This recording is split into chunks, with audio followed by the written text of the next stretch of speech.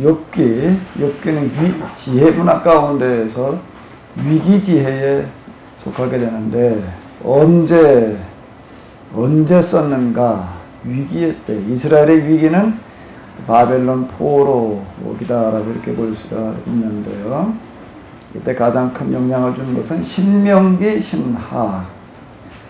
사실 신명기 신학이 이스라엘 역사에 미친 영향은 거의 절대적이다라고 이렇게 이야기를 할 수가 있는데요. 신명기 신학으로 말미암아 이스라엘 사람들은 정말 영토도 사라지고 민족도 사라진 다 죽은 그런 상황에서 다시 살아날 수가 있었습니다.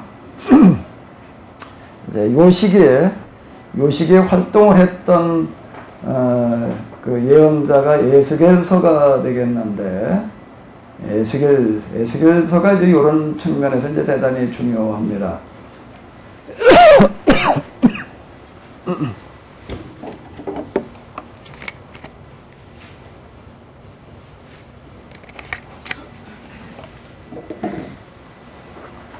에스겔서 우리가 잘 아는 환상의 이야기가 나오는데, 옛날 전쟁터에 전사한 사람들의 그 뼈들만 굴러당기는 그와 같은 그 한 지역의 환상 이야기 가운데 이 뼈들이 다시 살아날 수 있겠느냐? 그게 어떻게 살아나요? 제가 초등학교 때 저 연천 그 군남이라고 하는 곳에서 살았는데, 이맘때 되게 되면은 딱 이맘때입니다.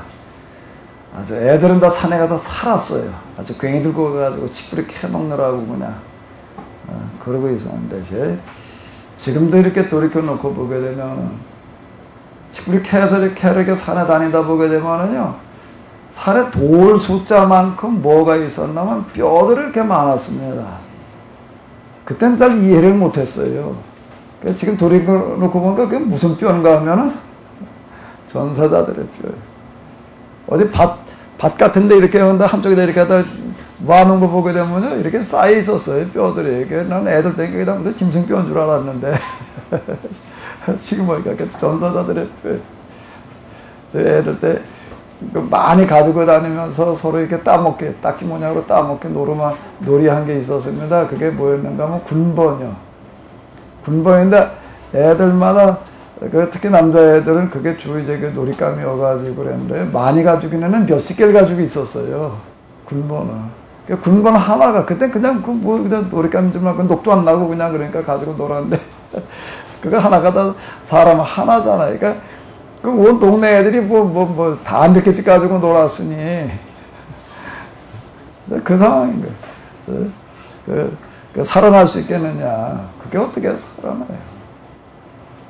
내가 하나님 말씀 명령하니까 다시 살아났다는 그런 거가 지금 이 상황을 이야기를 이렇게 하는 건데, 거기에 하나님의 말씀으로 명령을 하는 그 명령이 뭘 말하면 신명기 신학을 말하는 겁니다. 그걸 아직 이제 살아나는 거예요. 이제 다시 살아나는데요. 이제 조금 더 과정을 이제 우리가 그 상황으로 이제 조금 들어가서 이렇게 본다라고 하게 되면, 자, 그 1세대들은, 즉 1세대라는 건 뭔가 하면 포로로 붙들려간 세대들은 신명기 신학을 받아들였습니다. 왜 받아들였다고요? 할 수 다른 방법이 없습니다. 그리고 그 신명기 그 예언자들의 정말 각고의 노력으로 이제 받아들이는 건데, 그 받아들이게 되는 거는 뭔가 하면, 그때 그 말씀을 선포하던 신명기 운동을 하던 사람들은 포로로 끌려간 사람들이 아닌 거예요. 먹혀 들어갈 수 있었던 거는 뭐까지 먹혀 들어가는가 하면 결국은 인격인데요. 포로로 잡혀간 사람 가운데서가 아닌, 잡혀가지 않았던 사람 가운데 죄발로 찾아와가지고 같이 노예살이를 하는 사람들이 있는 거예요. 우리 데미안인가 있잖아요. 큰 버전, 나 혼자만 갇혀있는 섬에 가가지고서 전도를 하는데, 그건 먹혀 들어가나요? 안 먹혀 들어가는 거예요. 그러니까 누구의 이야기가 먹혀 들어가는 거죠? 거기에 나 환자가 아니었던 사람이 거기에 가서 뭐가 된 사람이요? 나 환자가 되는 사람의 이야기니까 먹혀 들어가는 거예요. 그 중에 그 나 환자촌에 있던 나 환자 중에 하나가 얘기하는 거 가지고서는 안 먹혀 들어가는 거고, 더더군다나 일부에도 와가지고서 나 환자가 아닌 사람이 하는 말은 더 안 먹혀 들어가는 거고요. 나 환자가 아니었던 사람이 여기 와가지고 뭐가 된 사람이요? 자청해서 뭐가 되는 거예요? 나 환자가 되어진 사람의 이야기가 먹혀 들어가는 거예요. 이게 신명기 예언자들의 사실 그 위대한 부분들은 몇 가지가 있는데, 사상신앙이라고 하는 것도 그 당시 그런 믿음을 가졌다라고 하는 것 자체가 정말 계시가 아니면 불가능한 거예요. 그런 전례가 있던 것도 아니고. 뭐 생각을 해봐봐요.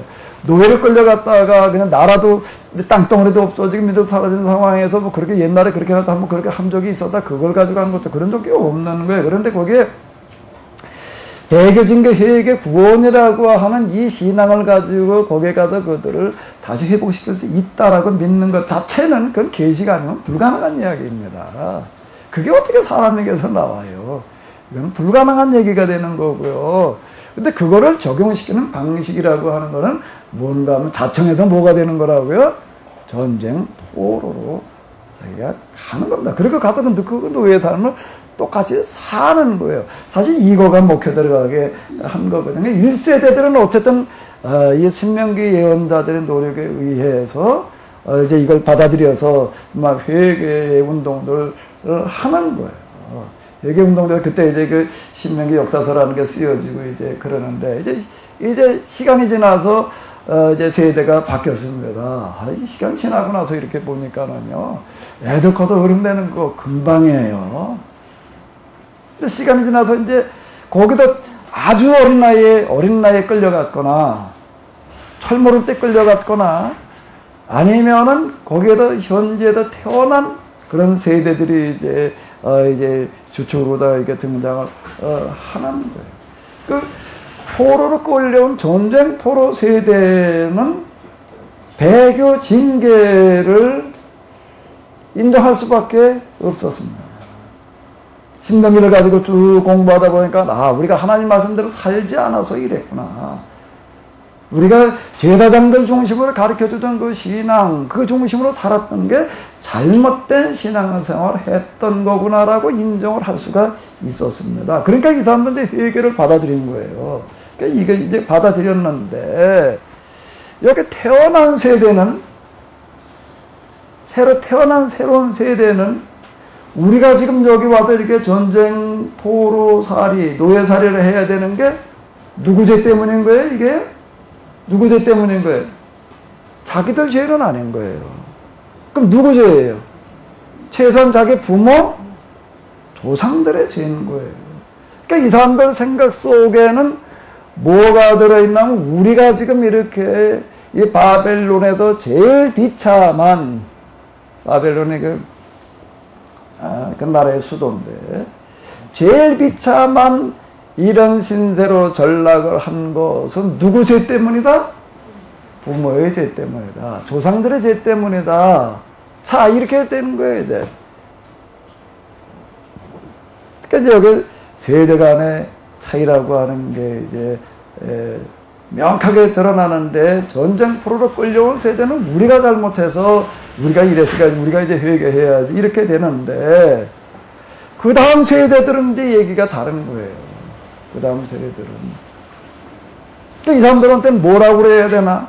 그리고 이 사람들은 어떤 생각들을 가지게 되는가 하면 이제 완전 절망 가는 거예요. 완전 절망 가는 거예요. 이 절망이 이제 뭘로 받아들여지게 되는가 하면, 그 부모 세대는 배교, 징계, 회개로 받아들여지게 되지만, 그 다음 세대들은 받아들이기가 어려운 거예요.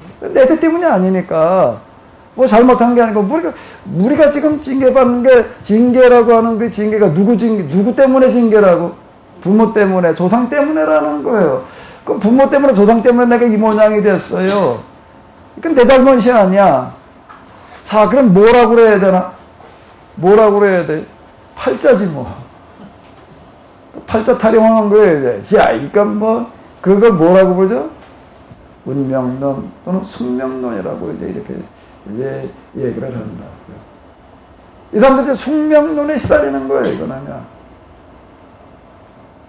자, 요런 세대들을 향해서 이제 이 예언 활동을 한 사람이 누군가 하게 되면은, 그게 에스겔이에요. 에스겔이라고 하는 사람이 그 많은 분량의 그 이야기들이 지금 이제 바로 요건데, 그 에스겔이라고 하는 사람이 이런 사람들 데리고 이제, 뭐라고 어떻게 얘기를 하는가 하게 되면은 에스겔서 18장을 보게 되면은 이 에스겔서가 도대체 무엇을 하는 사람이냐, 에스겔이라는 사람은 무엇을 하는 거고 에스겔서의 핵심과 주제가 주요 주제가 뭐냐라고 하는 것은 그 18장 1절로부터 4절까지 이제 들어 있습니다. 이거 한번 읽어 보시도록 하겠습니다. 여호와의 말씀이 또 내게 임하여 가로되 너희가 이스라엘 땅에 대한 속담에 이르기를 아비가 신포도주를 먹었으므로 아들의 이가 시다고 하는 것이며 나주 여호와가 말하노라 내가 나의 삶을 두고 맹세하노니 너희가 이스라엘 가운데서 다시는 이 속담을 쓰지 못하게 되리라. 모든 영혼이 다 내게 속하니라. 아비의 영혼이 내게 속한 같이 아들의 영혼도 내게 속하니 범죄하는 그 영혼이 죽으리라. 자, 여기 지금 속담이 하나 생겼어요. 지금 전쟁포로들 그 새로운 세대 가운데에서 무슨 속담인가 하면은 아버지가 뭘 먹어서? 신포도를 먹어서 누구의 이가 시다? 아버지가 신포도를 먹어가지고 아들의 이가 어떻다고요? 시다. 이건 무슨 얘기가 되는 거예요? 숙명론을 말하는 겁니다. 운명론 팔자 타령하는 거예요. 우리 아버지 때문에, 우리 조상들 때문에 지금 우리가 여기 와서 이게 모양됐다. 이렇게 절망감의 표현이 되는 겁니다. 절망감의 표현이 되는 거야. 나주 여호와가 말하노라. 내가 나의 삶을 두고 맹세하노니 너희가 이스라엘 가운데서, 여기 이스라엘 가운데서 이 새로운 세대들을 말하는 겁니다. 새로운 세대들 가운데 다시는 이 속담을 쓰지 못하게 되리라. 모든 영혼이 다 내게 속한 바 아비의 영혼이 내게 속한 같이 아들의 영혼도 내게 속하였나니 범죄하는 그 영혼이 죽으리라. 자, 이제 여태까지는 이제 어떤 뭔가 하게 되면 이제 신명기 신학인 겁니다. 신명기 신학을 가지고서 지금 이제 진단을 하고 처방을 내려줬는데, 이제는 신명기 신학 가지고는 안 된다는 거예요. 왜? 세대가 바뀌었기 때문에. 이제 세대가 바뀐 거예요. 세대가 바뀌어서 배교, 징계, 회개, 구원이라는 도시 가지고서 지금 포로 세대까지는 그걸 가지고서 신앙생활을 하고 그걸 가지고 지금 이겨냈지만 이제 그 다음 세대들한테는 이거 가지고선 지금 안 된다라고 하는 겁니다. 그래서 뭐라고 이제 범죄하는 그 영혼이 죽으리라. 이제는 앞으로 내가 어떻게 되느냐라고 하는 것은 앞으로 내 운명에 내 미래가 어떻게 되느냐라고 하는 것은 이제부터 내가 어떻게 하느냐에 달려있다. 자, 이렇게 얘기를 하는 겁니다. 지금 어쨌든 여기까지 이렇게 온 거예요. 여기까지 온 거는 어쨌든 지금 왔다라고 하더라도 이제부터 내가 어떻게 되느냐라고 하는 건 전적으로 이제 누구 책임이라는 거예요, 이제는요? 아버지 책임이 아닌가. 아버지가 신포도를 먹어가지고 내 이가 시대요. 이제 네 이가 시냐 안 시냐 하는 거, 네 이빨이 벌레가 먹느냐 안 먹느냐라고 하는 거, 네가 이빨 관리하기 달렸다. 자, 이렇게 이제 자기 책임론을 이제 얘기를 하는 겁니다. 자기 책임론을 지금 이야기를 하는 건데, 범죄하는 그 영혼이 죽으리라. 자, 이제 이런 얘기가 이제 뭔가 하면 세대가 바뀐 세대를 향해서 선포되어지는 새로운 메시지를 이제 얘기를 하는 건데, 그러니까 이 설교라고 하는 것, 성경 해석이라고 하는 것은 세대마다 이게 다른 메시지가 선포되어야 되는 거예요. 우리 이게 베이비 붐 세대하고요, 그 이후 이제 둘 만나서 잘 키우자, 그런 세대하고는 얘기가 잘 안 통해요. 우리는 농경사회, 산업사회, 지식사회를 지금 동시에 경험을 한 거예요, 한 세대. 그러니까 농경사 이게 배고프던 시절을 경험해보지 않은 애들하고는 얘기하기가 참 어렵습니다. 옛날에는 먹을 게 없어서 뭐 밥을 못 먹었다 그러면 뭐라 그런다고요? 라면 끓여 먹지. 그러고 있는 애들하고 뭔 얘기가 돼요, 이게. 아무리 우리가 그때는 우리가 얘가 봐, 이게 안 먹혀 들어갑니다, 이게. 태어날 때부터 그냥 텔레비전, 그러니까 스마트폰을 그냥 손에 쥐고 그렇고 큰 애들하고요. 우리 옛날에 뭐 라디오나 있었나, 연사무소에다 집집마다 스피커 하나씩 달아주고 아침 저녁으로만 좀 틀어주는 거 겨우 그러고 있던 세대하고는 얘기가 다른 거예요. 집에 시계가 어디 있었어요. 완전히 다른 세대가 되었기 때문에 다른 메시지가 선포되어야 된다 라고 하는 어떤 이라는 건데요. 자, 어쨌든 이제부터는 노하기에 달려 있다 라고 하는 포로 2세대들을 향한 그런 메시지가 이렇게 선포가 되어지는 건데요. 그 세대에 와가지고서 뭐가 경험되어지는가 하게 되면은 고레도 칙령이 이제 경험되어지는 겁니다. 이건 고레도 칙령까지는 아주 좀 어린 나이에 끌려갔던 사람은 고레도 칙령을 실제로 경험한 사람이 있었고, 나이가 좀 먹어도 끌려간 사람들은 죽고 이제 그 다음 세대가 고레도 칙령을 경험을 하고, 고레도 칙령을 경험한 아주 나이 많은, 그때 한 80까지 살았다 이렇게 얘기한 7, 80까지 산 사람들 가운데서는 고레도 칙령을 경험하는 사람들이 이제 있었을 거예요. 그 나이에 그 시대에 7, 80까지 사는 사람은 그렇게 많은 숫자가 아니니까.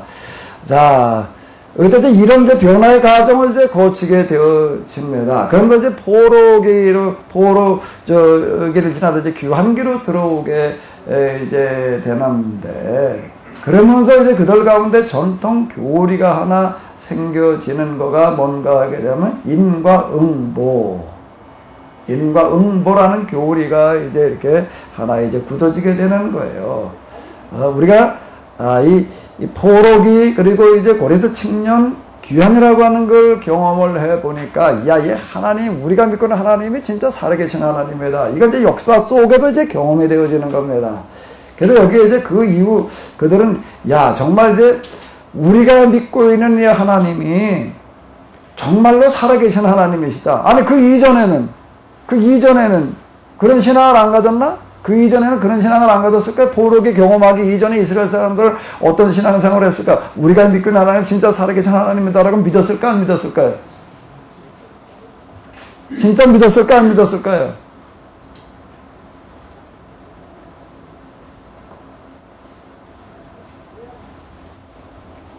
아직 그런 신앙이 아니에요. 왜? 그때는 다신 것이 되고 모든 민족, 모든 나라 다 신을 믿고 있을 텐데 다 나름대로 그 신학대를 가지고 있는데, 이스라엘의 하나님 여호와를 믿는 신앙에서 뿐만 아니라 어디에서나 다 비스름하게다 생각들을 합니다. 그러니까 그들 가운데 특별히 우리가 믿고 있는 하나님만이 진짜 살아계신 하나님이다, 이런 신앙은 아직 그렇게 수면으로 올라오는 게 아니에요. 근데 그게 수면 위로 올라와요. 뭐가요? 우리가 믿고 있는 하나님이, 세상에 수많은 신들, 수많은 종교가 있지만은 우리가 믿고 있는 하나님이 진짜 살아계신 하나님이다라고 하는 것을 진짜 믿는 시대가 있었어요. 그게 중요한 주제가 되는 시대가, 그게 뭔가 하면 고레도 칙령을 경험하면서부터입니다. 이걸 경험하면서부터 이렇게 보니까는 세상에 수많은 신들, 거기 가서 뭘 봤나 하면은 이 바벨론에 가서 바벨론 신, 마르둑이라고 그 신전, 그건 그건 설명이 필요 없을 만큼 정말 그런 신전, 그런 신을 봤지만 그게 아니었던 거예요. 여호와 하나님, 그분이 진짜 살아계신 하나님, 온 세상을 주관하시는 하나님, 온 세상을 정말로 만드시고 지금도 지배하시는 하나님. 자, 이 신앙이 아주 뚜렷해지는 겁니다. 그 이전까지는 아직 아니에요. 그 이전까지는 그 예언자들에게나 그런 신앙이 있었을 뿐이지, 그게 범민족적으로다가 그 신앙을 가지고 있던 게 아닌 건데, 근데 그 신앙이 확고부동해지는 거예요. 그러면서부터를 뭐라고 부르는가 하게 되면 유대교라고 부르는 겁니다. 그 후 유대인들은요, 이 신앙을 정말 아주 철저하게 지켰어요. 고대 종교들 이렇게 보는데 다 사라졌죠. 뭐 남아있는 게 뭐 있어요. 몇 개 뭐 좀 나오던 뭐 4대 종교 뭐 어쩌고 저쩌고 이러죠. 그 옛날 수많은 종교 다 사라지는데 유대인들은 그 이후 숱한 어려움을 겪으면서도요. 이게 지켜져 가는 거는 뭔가 바로 요 경험 때문에 그러는 겁니다. 그게 이제 그러니까 이 포로기 경험이라고 하는 어떤 이런 건데요. 그러니까 이제 사실 우리가 이런 것들 이렇게 정리해 나가는데 아마 여러분들이 특히 목사님들 많이 읽고 많이 씨름해야 될 책이 포로기 신학이라고 하는 책이에요. 포로기 신학이라고 하는 그런 책도 아마 여러 번 갖다가 좀 씨름을 해야지 아마 이 부분들이 이제 정리가 돼 나올 건데요. 자, 어쨌든 이제 이러면서 이제 포로기 신학으로 넘어가면서 뚜렷하게 하나 등장하는 그 시대를 다 총정리해서 등장하는 교리가 무슨 교리라고요? 인과응보라고 하는 겁니다. 하나님 말씀대로 살지 않으면 우리는 또 어떻게 된다는 거예요? 또 망한다. 조금 더 발전해가지고도 어떻게 되는가 하게 되면은, 그러면서 또 이제 아주 귀환해가지고서 평탄한 그런 세월이 아니라 아주 더 힘든, 사실 바벨론에서 살고 있을 때보다 귀환해가지고도 지금 팔레스틴으로 다시 돌아와가지고 정착하는 그 시기가 훨씬 더 어려운 시기였습니다.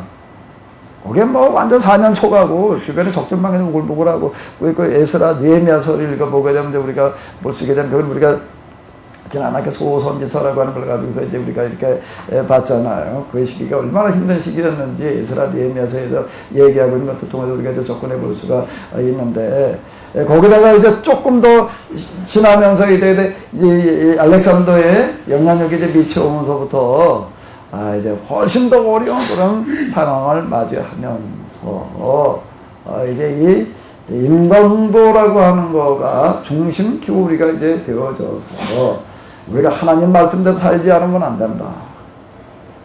그것을 아주 극단적으로 강조하다 보니까 좀 무슨 어떤 어려운 문제가 생겼다 하면 다 뭐 때문이라고 보는 거예요, 이제? 하나님 말씀대로 살지 않았기 때문에 그런 어려움이 왔다라는 그런 시각을 가지고 이렇게 보게 되는 시점에 이르렀다라고 하는 겁니다. 자, 요쯤 이르렀을 때에, 그러니까 어떤 사람이 살다가 어려운 문제가 왔다 하면 다 뭐 때문이 되는 거예요, 이제는요? 뭐 때문이 된다고요? 죄 때문이라고 이렇게 보는 거예요. 우리 신약성경으로 넘어가가지고도 예수님 시대까지 와가지고서 그 요 귀환기로부터 350년, 400여 년, 300년, 최소한 300여 년이라고 하는 그 시간이 지난 예수님 당시까지 와가지고서도 이스라엘 사람들에게 있어서는 어떤 시각이 굳어져 있는가 하게 되면은, 어떤 어려움이 왔다라고 한다면 다 무엇 때문이라고 보고 있다고요? 죄 때문이라고 보고 있다라고 하는 거예요. 예수님과 그리고 바리새인들과 빚어지는 충돌 가운데 가장 큰 것 중에 하나가 바로 지금 요 교리가 되겠습니다. 그러니까 이 교리가 얼마나 이제 그들에게 영향력을 끼치고 있었는가라고 하는 거, 그게 신약성경의 복음서에서도 이렇게 만나게 되는데요. 인과응보 교리가 굳어져서 모든 어려움이 왔다 하면은 뭘로 본다고요? 뭐 때문이라고? 죄 때문이라고 이렇게 얘기하는 어떤 이런 신앙이 굳어져 가는데, 근데 이거는 절대 비판적으로만 볼 것은 아닙니다. 인과응보 교리는요, 모든 것은 어떤가 하게 되면요, 장단점이 공존합니다. 장단점이 공존한데, 장점이 많을수록 뭐도 많은 거죠? 단점이 많아요. 좋은 부분이 많을수록 해로운 부분도 많다라고 하는 겁니다. 그럼 우리가 지금 사용하고는 약초도 마찬가지인데요. 약성이 많을수록 뭐가 많은가 하면 독성이 많다라고 하는 겁니다. 인삼 같은 거 예를 든다라고 하게 되면 인삼이나 녹용, 인삼, 녹용, 그리고 우리 이제 그 어떤 그런 약성이 좋은 어떤 그런 하나의 대명사가 되겠는데, 약성이 큰 만큼 뭐도 많은가 하면 독성도 많다 라고 하는 겁니다. 인간보 교리의 아주 중요한 부분은 뭔가 하게 되면 신명기 신학은 포로 1세대들을 살리는 데 있어서 아주 특효 약성을 발휘한 교리입니다. 배교, 징계, 회개, 구원이라고 하는 거예요. 요 교리의 2라운드가 인간보 교리. 이제 그 중에서 인과 응보만 이제 딱 가서 이제 하나님 말씀대로 살지 않으면 어떻게 된다는 거예요? 재앙이 온다라고 이렇게 보게 되는 게 그 다음 교리가 되어지게 되는데, 그 인과 응보 교리라고 하는 것은 유대교가 살아남게 하는 거예요. 특히 그 중에서도 이 헬라 문화 속에서, 헬라 문화라고 하는 영향이 얼마나 컸는가 하면 헬라어라고 하는 거가 그 이후 로마 제국의 공용어가 되었다라고 하는 것 속에서 우리가 볼 수가 있는데, 그 이전에 있었던 동방 문화라고 얘기하는 메소포타미아 이집트 문화가 다 사라지게 했다라고 하는 겁니다. 그건 그 이후로요, 역사 속에서 이집트 문화, 메소포타미아 문화는 다 사라져 버렸습니다. 없어져 버렸어요. 이제는 뭐로만 남아있는가 하면 고대 유물로만 남아있는데, 여기도 유일하게 살아남은 문화가 무슨 문화라고요? 유대교 문화라는 거예요. 유대교예요. 살아남았을 뿐만 아니라 그 이후 헬라 문화를 능가하는 영향력을 발휘했다라고 하는 겁니다. 그거가 뭐가 이걸 가능하게 했는가, 뭐가 이걸 가능하게 했는가라고 한다라고 하게 되면, 뭐가 그걸 가능하게 했다고요? 인과 응보라는 교리예요. 그럼 절대 비판적으로만 보면 안 돼요. 양면을 같이 봐야 되는데요. 모든 것에 양면성이 들어있습니다. 인간무교를 그만큼 중요한 역할을 한 그런 교리예요. 그런 교리인데, 녹용이 아무리 좋은 거라고 하더라도 녹용이 만병통치약은 아니다. 어떤 사람이 그냥 가난하게 산 사람이 녹용, 구경도 못하던 사람이 이제 어디 가서 일을 했나 하게 되면 사슴 목장에 가서 일을 했어요. 이 사람은 그냥 틈틈이 그냥 뭐만 들이던 먹었을까? 녹용 그리고 사슴 피. 이것만 계속 먹었대. 그때 그 사람 나중에 어떻게 됐을까? 무슨 고지혈증이래나? 뭐래나? 자, 그게 이제 인삼 녹용이 녹혈이 좋은 거긴 하지만 누구에게나 다 좋은 건 아니다. 자, 이제 이렇게 이제 얘기를 하는 거. 요즘이니까 얘기하죠. 옛날 인삼 녹용 구경도 못할 때는 그런 말 해봐야 먹혀 들어가지도 않았어요. 왜? 너무 먹으려면 먹을 방법이 없는 거고, 구경 못하는 사람이 대부분인데, 이제 요즘에 와가지고서는 이제 이런 얘기를 하는 거죠. 미련기전 것들을 내다보면서 그것이 가지는 한계를 인식을 하고 그 위험성을 지적하는 사람이 이제 있는 거예요. 요런 시점에 신명기 신학, 그 다음에 등장하는 게 신명기 신학이 만들어내는 그 다음 중요한 교리가 무슨 교리라고요? 인과응보 교리가 아주 중요한 거고, 그 가치, 중요성, 그 위대성이라고 하는 것은 아무리 강조해도 지나치지 않지만, 그러나 동시에 약성이 크기 때문에 뭐도 크다고요? 독성이 클 수 있다 라는 거를 지적하는 사람이 이제 있는 거예요. 그 사람이, 자, 이거를 그럼 뭐라고 말을 해야 되나, 어떻게 얘기를 해야 되나, 이 사람이 아주 기발한 방식으로 다 여기 이제 접근을 해 들어가는 겁니다. 이거를 이제 지적해 주기 위해서 어떻게 하는가 하게 되면은 어렵게 접근해 들어가지를 않는 거예요.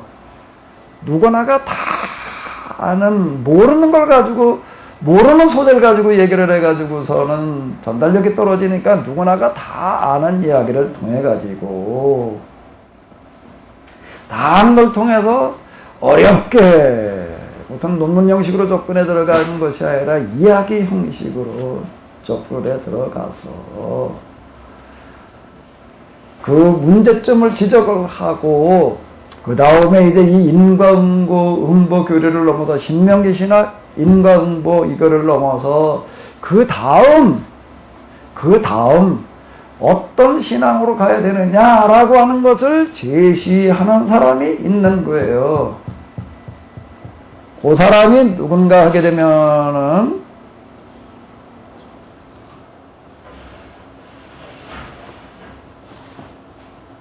그 사람이 누군가 뭐 언제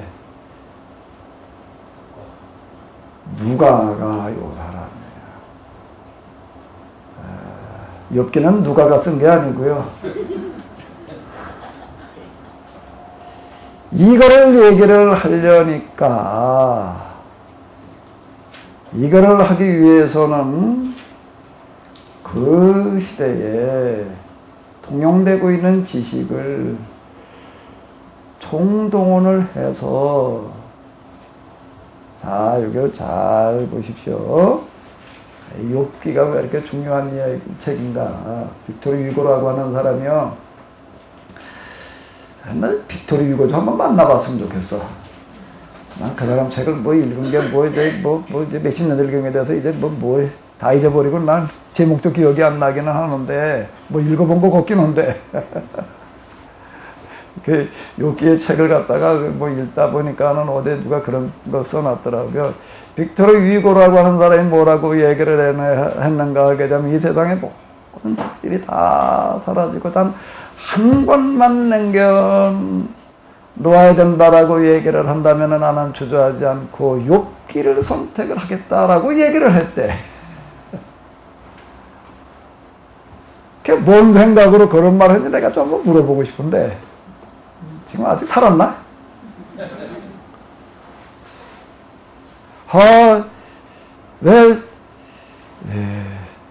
내가 왜 만나보고 싶은가 하면 내가 빅토르 유고를 만나면 내가 이렇게 말하고 싶어요. So do I. So do I. 욥기라고 하는 이 책은 참 놀라운 책이다. 물론 성경의 책들이 하나하나가 다 중요하고 다 놀라운 것이지만은 이거야말로 정말 놀라운 책이다. 제가 So do I. 정말 이 세상의 모든 책들을 다 없애고 한 권만 내고야 된다라고 한다라고 하지 욥기를 남겨놓아야 놓고 싶다라고 얘기를 하는데 나도 전적으로 동의한다라고 하는 건 나는 무슨 이유 때문인가 하게 되면은 정말 우리 기독교가 어쨌든 세계 제1의 종교가 되어져서 여기까지 왔는데 제가 얘기하는 기독교는 이제 개신교가 여기까지 이루고 왔는데 지금 위기에 부딪혀 있습니다. 서양의 지금 개신교들이라 다 이제 지금 뭐 이제 저물어가고 있고 지금 이제 미국도 이제 또 그렇고 지금 우리나라에서는 지금 더더욱 아주 이제 급속도의 하향기를 겪고 있고 그런데 이 개신교 위기를 뭘로 극복할 거냐라고 할 때 여러 가지로 다 접근할 수 있는 어떤 그런 게 있는데 그 통찰력과 방법을 어디서 찾아낼 수 있다라고 생각이 되어지는가 하면 욥기라고 생각되어져서요. 자, 이런 책이 기원전 한 500여 년 전, 기원전 500여 년경에 이런 책이 쓰여졌다라고 하는 게 정말 놀랍다라고 이렇게 생각이 되어지는데, 자, 이 사람은 어떤 구상을 하는가 하게 되면은, 어떻게 접근해 들어가는가 하게 되면은, 신명기시나 인과응보교리의 한계를 극복하고, 정말 이 사람도 천적으로 믿는 게 뭔가 하면 여호와 하나님 그분이 이 세상을 만드셨고, 지금도 주관하시는 역사의 주관자이신데, 그리고 그 하나님을 믿는 지금 우리의 이 신앙, 지금 우리가 평가할 때는 유대교예요. 뭐, 그 다음에 유대교라고 생각하지를 않죠. 이제, 그 이후에 역사에서 평가하기 유대교라고 이렇게 얘기를 하는데, 근데 이 하나님 믿고 있는 우리의 이 신앙이 정말로 온 세상을 구원하는 그런 종교, 그런 신앙, 그리고 우리가 그런 사람이 되어져 가야 될 터인데, 그걸 제시를 하는 거예요, 욥기는요. 이거를 어떻게 그려나가는가 하게 되면 그 시대가 가지고 있는 모든 지식을 총동원을 해서 그건 유대인들이 가지고 있는 유대교 신앙, 유대교인들만의 지식이 아닌 온 세계 신학인 거예요. 그 온 세계 지식인 거예요. 온 세계 지성을 동원을 하는 거예요. 그게 엘리바스 빌다 소바를 얘기를 할 때 뭐 어디 사람이라고 얘기를 하는데 그 어디 사람이 이스라엘 사람들을 말하는 게 아니에요. 강원도 사람, 뭐 전라도 사람, 경상도 사람이 아닌 거예요. 이게 하나는 저 유럽 사람, 한 사람은 저 미국 사람, 한 사람은 저쪽 뭐 어디 뭐 시베리아 사람, 온 세계 사람을 얘기를 하는 겁니다. 여기 욥의 친구들은 욥이라는 사람 자체도 이스라엘 사람이 아닌 거예요. 이게요. 이렇게 끌고 나가고 있다라고 하는 겁니다. 욥이 그런 훌륭한 신앙을 가지고 있다라고 얘기할 때 이스라엘 사람 여호와 하나님을 믿는 신앙이 아닌 거예요. 이거는요. 예? 지금 이렇게 끌고 나가고 있다라고 하는 겁니다. 이것 속에 뭐가 들어가 있는가? 그에게는 세계적인 마인드가 들어있는 거예요. 그래서 그는 이 신앙이, 이 종교가 온 세상을 구원할 그런 종교, 그런 신앙이 되어져 가야 되는데, 그래서 지금 그렇게 지금 이제 이걸 잡아 나가는 겁니다. 그래서 이렇게 보편적인 지식을 다 동원을 해서 전통 신학이라고 하는 것은 유대교 신학만 지금 끌고 들어가는 게 아니에요. 제 종교들이 가지고 있는 제 종교의 그 신학의 핵심을 지금 끌고 들어가고 있는 겁니다. 거기에 그는 뭐요? 하나님 체험이라고 하는, 여호와 하나님을 정말 체험하는 그런 영성. 그 영성 속에는, 욥기에서 그리고 있는 영성 속에는 유대교의 하나님만 들어있는 게 아니다라고 하는 겁니다. 세계적인 지성, 모든 종교. 그러면서 여기 이 사람 제시하고 있는 여호와 하나님인데 이건 왜 그러는가 하게 되면 그다음에 바벨론 포로와 귀환이라고 하는 경험을 통해서 뭘 확인하는가 하면 세상에 수많은 종교, 수많은 신이 있지만은 다 그거는 필요에 의해서 무슨 필요? 정치적인 목적의 필요에 의해서 만들어진 이데올로기 신이고, 그들이 바벨론 포로 귀환을 통해서 경험한 살아계신 하나님, 이 살아계신 하나님이라는 그 신앙이 이때 수면으로 올라오는 거예요. 그 이전까지는 물론 다 죽은 신이 다 살아있다고 그러지 뭐 죽은 신이라고 누가 얘기를 해요.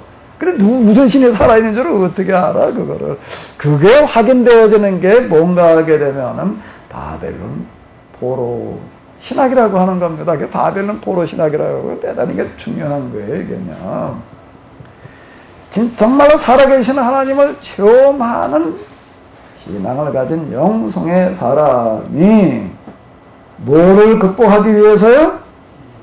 위기를 극복하기 위해서 누구나가 다 알고 있는 잘 아는 민담을 기초로 해서 욥이라고 하는 사람의 이야기는 이스라엘 사람이 아니에요. 이스라엘 사람들만 알고 있는 사람이 아니에요. 그 당시에 종교 신앙에 관심을 가지고 있는 사람이라고 한다면 누구나가 다 알고 있는 그런 전설적인 사람인 거예요. 우리 지금 뭐 여기 동양으로 여행을 한다면 뭐 사망오제 뭐 이렇게 얘기를 하는 어떤 이런 것들과 마찬가지로 누구나가 잘 알고 있는 전설적인 사람인 거예요. 그러니까 욥이라고 하는 사람의 이야기를 소재로 해서 그 욥기는 욥이 쓴 게 아니에요. 욥이라고 하는 사람은 고대 족장시대의 사람이에요. 이거는 노아시대, 얘기를 들자면 족장시대라는 건 노아나 아브라함 또는 그 이전 시대를 배경으로 하고 있는 거예요, 이거는. 그 시기에, 노아와 같은, 노아는 이스라엘 이전의 사람이잖아요. 이스라엘이라는 나라가 등장한 게 이전 사람과 마찬가지로 이 사람을 기초로 해가지고 각 종교가 가지고 있는 교훈과 격언, 정통, 교리, 여기는 이스라엘 유대교 신앙의 한계만을 지적하고 있는 게 아닙니다. 이런 모든 것들을 다 한계를 극복을 하고 이걸 다시 해석을 해서 당면한 위기를 극복하고 그 다음 시대를 열어가려고 하는 그런 목적으로다 이걸 기록을 하고 있다라고 하는 거예요.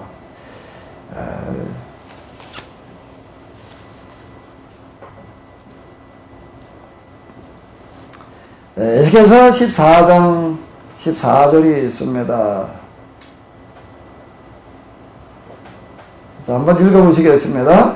비록 노아, 다니엘, 욥 이 세 사람이 거기 있을지라도 그들은 자기의 의로 자기의 생명만 건지리라. 나 주 여호와의 말이니라. 이게 에스겔서를 얘기를 하는 건데, 이 사람은 포로로 잡혀간, 어린 나이에 포로로 잡혀간 포로 세대입니다.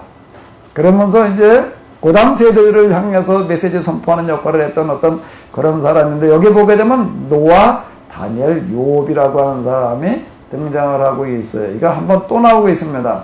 비록 노아, 다니엘, 욥이 거기 있을지라도 라고, 그러니까 잘 알려진 그와 같은 사람이다 라고 하는 겁니다. 이 사람에 관한 이야기를 소재로 해가지고 이제 지금 자기들이 당면한 위기라고 하는 것은 무슨 위기를 얘기를 하는가 하면, 지금 귀한 게 여러 가지 어려운 어떤 그런 문제들도 있기는 하지만 신앙적인 위기를 지금 여기서는 염두에 두는 거예요. 신앙적인 위기라고 하고 교리적인 한계들 어떻게 극복해낼 거냐라고 하는, 그래서 이게 정말 세계를 구원하는 그런 종교로 발돋움할 것인가라고 하는 이런 목적을 가지고도 지금 이거를 써내려가고 있다라고 하는 겁니다. 자, 그런데 여기에서 우리가 뭐를 볼 수 있는가 하면, 욥기의 기록 시기는 포로기 이후, 그러니까 BC 한 6세기, 5세기 이쯤으로 다 이렇게 볼 수가 있는 거고요. 누구는 금방 얘기한 대로 그 시대에 이런 한계를 잘 알고 있는 어떤 사람이 무명으로다가 욥이라고 하는 그런 이름으로다가 왜 썼는가 하면 금방 말씀드린 그런 목적으로 써내려갔다 라고 하는 겁니다. 자, 그러면은요,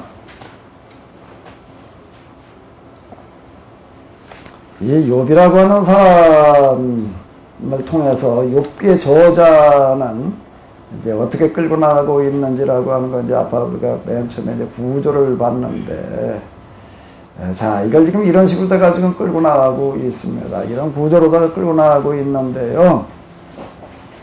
이게 아주 참 기가 막힌 방식으로다 지금 이걸 끌고 나가고 있습니다. 기가 막힌 방식으로다 끌고 나가고 있는데, 그러니까 이제 아까 욥에 대해서 욥기 해석을 위해서 질문을 갖다 이제 주로 좀 만들어 놨는데요. 이 질문 가운데 요거부터 한번 좀 들어가 보도록 하겠습니다. 욥은 어떤 사람이었지요?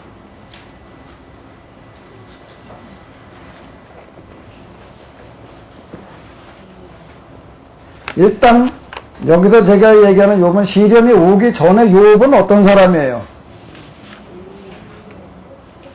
시련이 오기 전에 욥은 어떤 사람이었죠? 신앙이 좋은 사람이에요? 안 좋은 사람이에요? 어떻게 좋았어요? 신앙이 어떻게 좋았나? 자, 좀 우리가 본문을 통해서 하나 좀 이렇게 접근을 해 보도록 하겠습니다.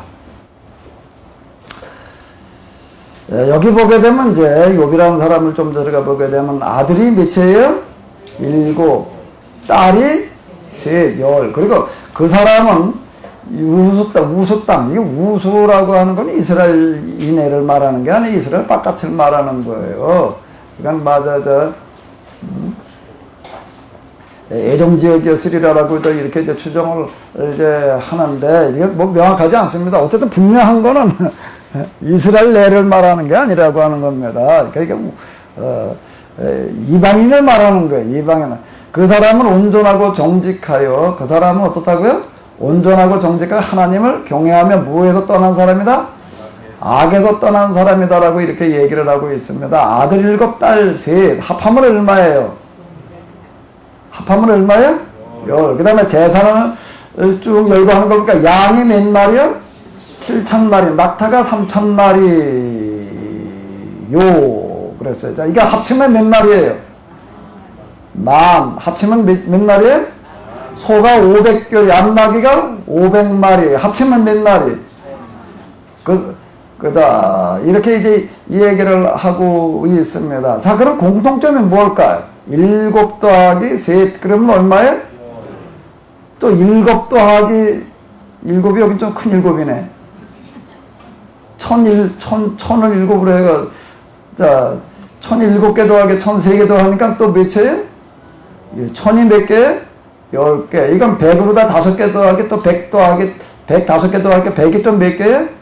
10 이렇게 나가는 이런 것들은 그냥 단순한 하나의 숫자가 아닌 여기도 꼭 10로 나가고 있습니다. 10로 나가는 요거는 특별한 의미를 가지게 되는데 이거는 완전을 의미하는 어떤 이제 그런 성격을 가지고 있다라고 하는 겁니다. 자, 그러니까 여기 이제 들어있는 육기를 통해서 얘기하려고 하는 그런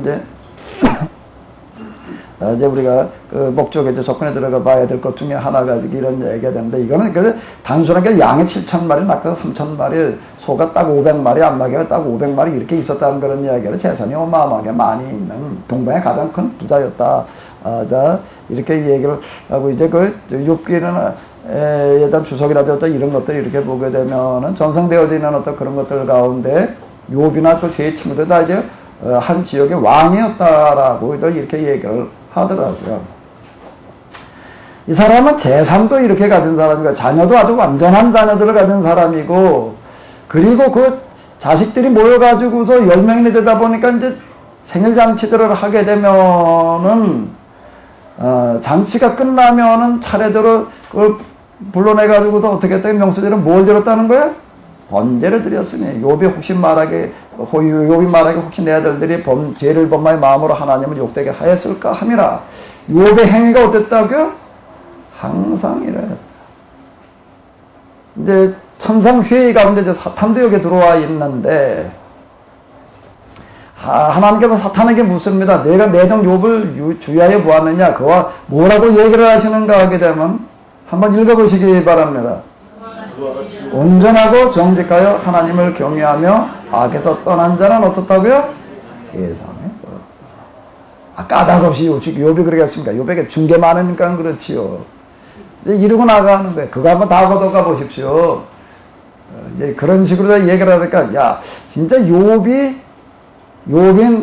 그렇게 어떻다고요? 온전하고 정직하게 하나님을 경외하고도 악을 떠나는 거가 가진 것 때문이겠냐? 사탄은 계속 그렇다는 거예요. 까닭 없이 하나님을 경외하는 자가 세상에 어디 있습니까? 그럼 네가 가서 어디 한번 어디 시험을 해봐라. 응?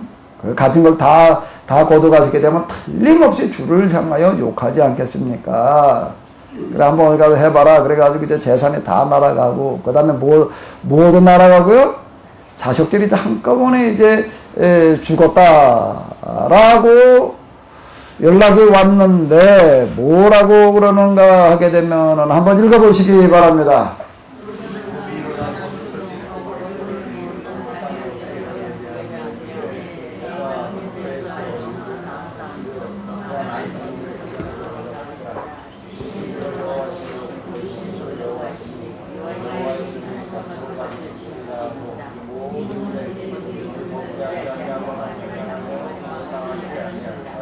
모태에서 알몸으로 나왔는데 주신 이도 여호와시고 가져가신 이도 누군데?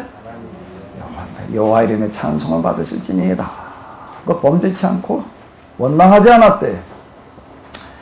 2장으로 넘어가니까 이제 사단이 와가지고서 또 충동질을 하는 거예요. 뭐라고요? 가죽으로 가죽을 바꾸니 아직 그 사람은 그래도 지 생명이 멀쩡하니까 지 몸뚱아리가 멀쩡하니까 그렇지. 그건 마저 어디 가져가 보십시오. 이제 그러고 나오는 거예요. 그래요? 그러면서 또 가서 한번 해봐라. 그래가지고 이제 욥을 저도 그의 발바닥에서 정수리까지 종기가 나게 한지라 재수 온 붙었다 얘기가 있는데요. 그 세상에 제일 힘든 것 중에 하나가요. 이 가려움병이라고 하는 거. 이게 전에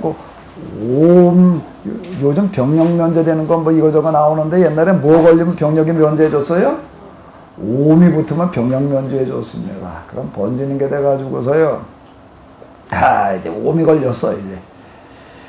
어쨌든 이래가지고 이제 그냥, 세상에 조롱거리가 돼가지고서 이제 그러고 있는 거예요. 그랬더니 그 아내가 뭐라 그러는 거예요?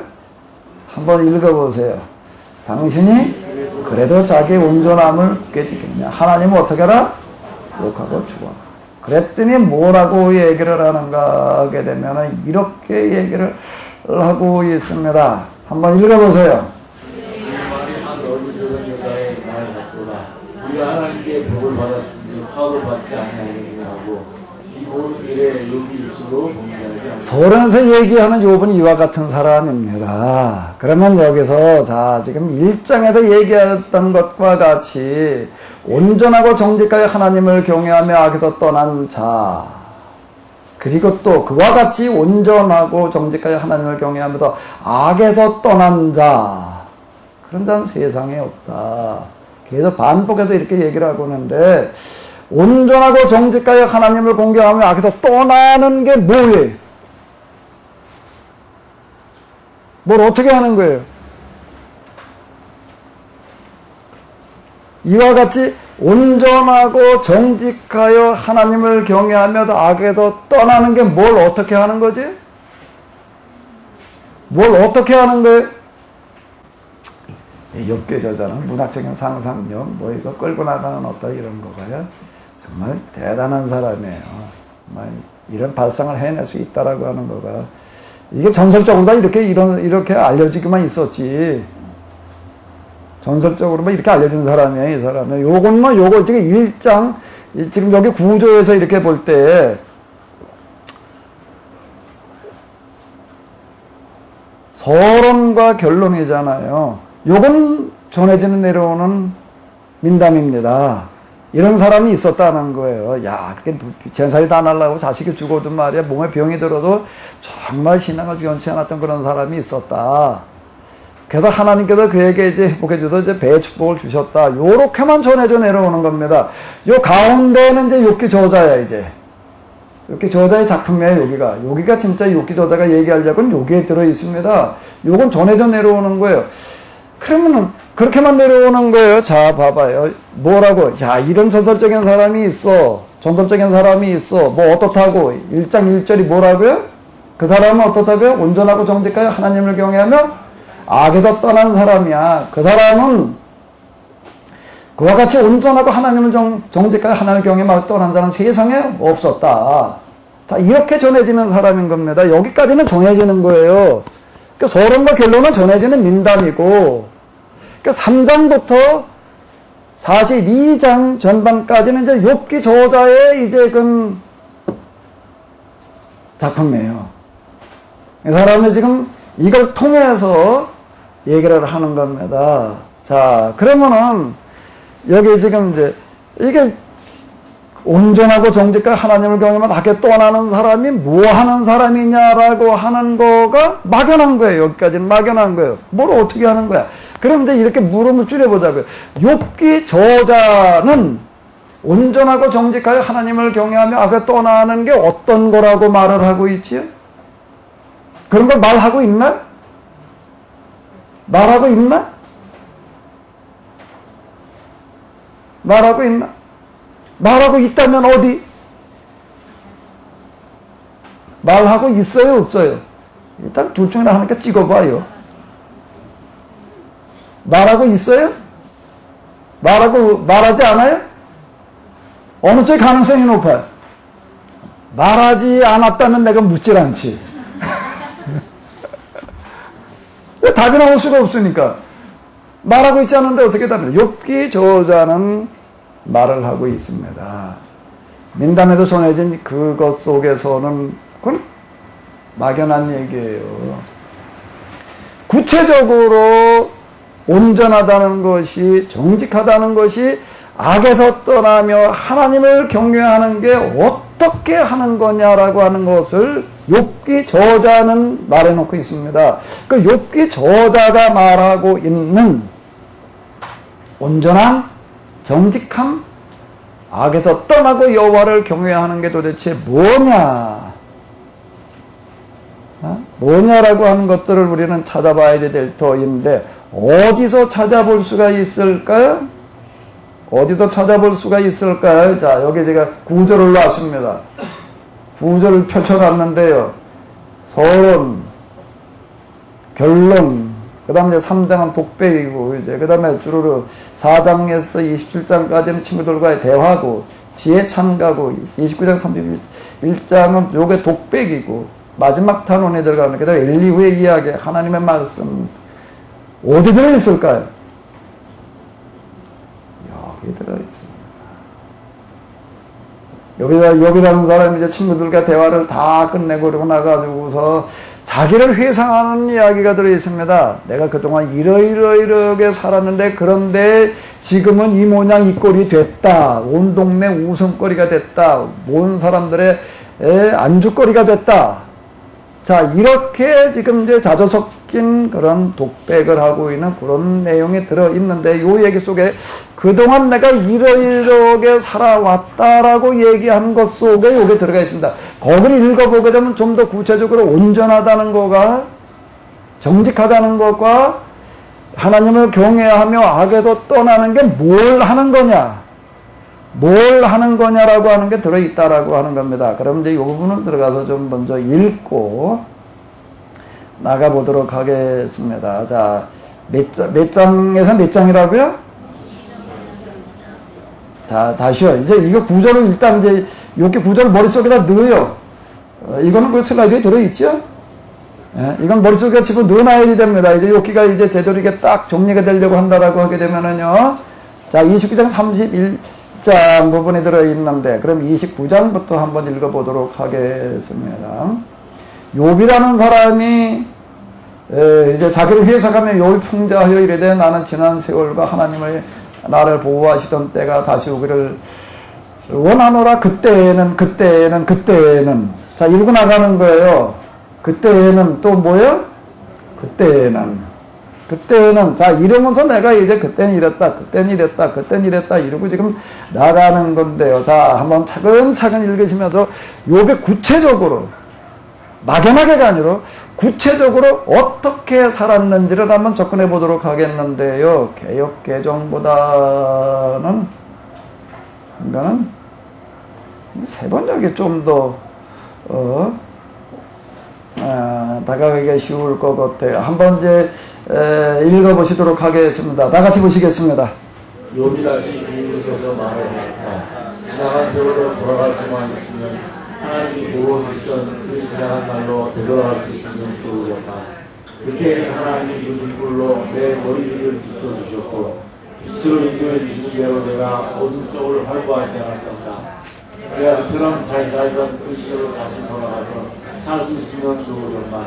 내 집에서 하나님과 친밀하게 살던 전능하신 분께서 나와 함께 계시고 내 자녀들도 나와 함께 있었건만 젖소와 양들이 젖을 많이 내어서 내 발이 젖으로 흠뻑 젖었건만 돌짝밭에서 자란 올리브나무에서는 올리브 기름이 강물처럼 흘러나왔건만 그때에는 내가 성문이랑에 나가거나 광장에 자리를 잡고 있으면 젊은이들은 나를 보고 비켜서고 노인들은 일어나서 내게 인사하였건만 오늘로부터 하는 말을 멈추고 손으로 입을 가렸으며 귀족들도 내가 유천장에 달라붙긴 한 것처럼 말소리를 죽였건만 내 손을 들은 사람들은 내가 한 일을 칭찬하고 나를 직접 본 사람들은 내가 한 일을 기꺼이 자랑하고 다녔다. 내게 도움을 청한 가난한 사람들을 내가 어떻게 구해주었는지 의지할 데가 없는 부하를 내가 어떻게 잘 부탁해 주었는지를 자랑하고 다녔다. 비참하게 죽어가는 사람들도 내가 베푼 자선을 기억하고 나를 축복해 주었다. 아부들의 마음도 즐겁게 해주었다. 나는 늘 정의를 실천하고 의사를 공평하게 처리하였다. 나는 앞을 못 보는 이에게는 눈이 되어주고 발을 저는 나에게는 발이 되어주었다. 궁핍한 사람에게는 아버지가 되어주고 알지도 못하는 사람들의 해소에도 없어서 처리해 주었다. 악을 행하는 자들의 특권을 쓰러뜨리고 그들에게 희생당하는 사람들을 빼들어 주었다. 그래서 나는 늘 나는 죽을 때까지 이렇게 건강하게 살 것이다. 숲들처럼 많은 부사들처럼 오래 살 것이다. 나는 뿌리와 물가를 뻗은 나무와 같고 이슬을 거두는 나무와 같다. 사람마다 나를 칭찬하고 내 능력은 지나게 할 것이다 하고 생각할 것이다. 사람들은 기대를 가지고 내 말을 듣고 내 의견을 들으려 정답을 하였다. 내가 말을 말씀을 가지고 말을 내 말을 그들에게 스스로 들려줍니다. 사람들은 내 말을 기다리기를 기대하기도 하고 농부와 헛기를 기뻐하듯이 내 말을 받아들인다. 내가 미소를 주인한 그들은 새로운 막신을 얻고 내가 없는 얼굴로 그들을 하면 그들은 새로운 남편을 얻었다. 나는 마치 그들을 외면의 왕처럼 슬퍼하는 사람을 위로해준 사람처럼 사람들의 돌을 보고 그들이 갈 길을 정하는 건 아니었건만 30장은 현재 자기 신세가 이렇게 되었다라고 얘기를 하는 내용이고요. 31장이 이제 29장에 이어서 옛날에 내가 이렇게 살았다라고 얘기를 하는 그런 독백의 내용이 이제 되겠습니다. 그러니까 31장을 또 이어서 보시도록 하겠습니다. 젊은 여인을 음탕함으로 바라보지 않겠다고 나 스스로 엄격하게 다짐하였다. 여자나 유혹하고 다니면 우리에게 주신 하나님이 내게 주신 몫이 무엇이겠으며 높은 곳에 계신 전능하신 분께서 내게 주신 유산은 무엇이겠는가. 불의한 자에게는 불의를 치고 악한 일을 하는 자에게는 재앙이 닥치는 법이 아닌가. 하나님은 네가 하는 일을 낱낱이 알고 계시다. 내 모르는 발걸음을 하나하나 세우시십니다. 나는 용서할 수 있다. 여태까지 나는 악한 일을 하지 않았다. 다른 사람들을 정부적으로 하지 않았다. 하나님은 내 정직함을 공평한 도리로 바라보시면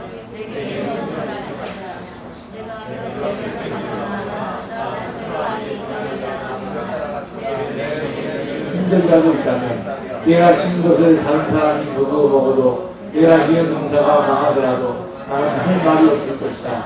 남의 아내를 탐내서 그 집 근처에 숨어 있으면서 그 여인을 범할 기회를 열었다면 내 아내가 다른 남자의 노예가 되거나 다른 남자의 품에 안긴다 해도 나는 할 말이 없을 것이다. 남의 아내를 범한 것은 사형선고를 받아야 마땅한 문제다. 그것은 사람을 파멸시키는 불, 사람이 있어서 놓은 재산을 다 태우는 불이다. 내 감정이나 요정이 내게 탄원을 하여 올 때마다 나는 그들이 하는 말에 귀를 기울이고 공평하게 처리하였다. 그렇게 하지 않았다면 내가 무슨 값으로 하나님을 믿며 하나님이 나를 심판하시지 내가 무슨 말로 변명하겠는가. 나를 창조하신 바로 그 하나님이 내 종들도 창조하셨다. 나라는 사람들이 도와달라고 할 때 나는 거절한 일이 없다. 앞뒤에 막막한 답을 못 번쩍한 일이 없다. 나는 배분이 먹으면서 고아를 숨긴 적도 없다. 정수부터 나는 고아를 내 아이처럼 믿었으며 태어나서 곧 과부들이 돌보았다.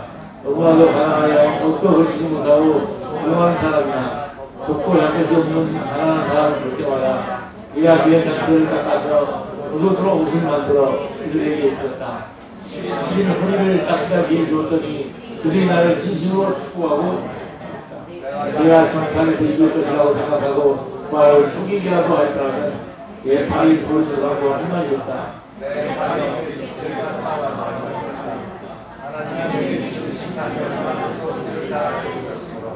나는 차마 그런 프랜차이즈 짓을 할 수 없었다. 나는 헌금을 믿지도 않고 증금을 의지하지도 않았다. 내가 재산이 많다고 하여 사랑지도 않고 벌어들인 것이 많다고 하여 기뻐하지도 않았다. 내가 천하의 빛이 된다고 하여 해를 섬기지도 않고 달이 받고 아름답다고 하여 달을 섬기지도 않았다. 해와 달을 보고 그 장엄함과 아름다움을 바라여 그것에다가 절하는 사람들이 있다. 해와 달을 경비하는 표시로 제 손에 입을 맞추기도 한다. 그러나 나는 그렇게 하지 않았다. 그런 일은 높이 계신 하나님을 부인하는 것이고 별로 사용을 하나도 마땅하다. 내 원수가 고통받는 것을 보고 나는 기뻐한 적이 없다. 원수가 재난을 당할 때에도 나는 기뻐하지 않았다. 나는 결코 원수들이 죽기를 바라는 필요한 내 집에서 일하는 사람 모두 내가 언제나 나머지를 기꺼이 용접한다는 것을 잘 알고 있다. 나는 남에가 기꺼이에서 장자도 모든 중에 없으며 일선에게 내 친구를 기꺼이 용접하지 않는다. 다른 사람들은 자기 길에 감추고 가지만 그러나 나는 사람들이 무슨 말을 하고 듣든지 나는 그것을 전혀 두려워하지 않았다. 남에게서 비웃음을 받을까 하여 입을 다물거나 정화에서 뭔가 하지 않았다. 내가 한 이 변명을 들어준 사람이 없었다. 인생 나는 사실로만 말하였다. 이제는 전능하신 주께서 말씀하신 대답을 듣고 싶다.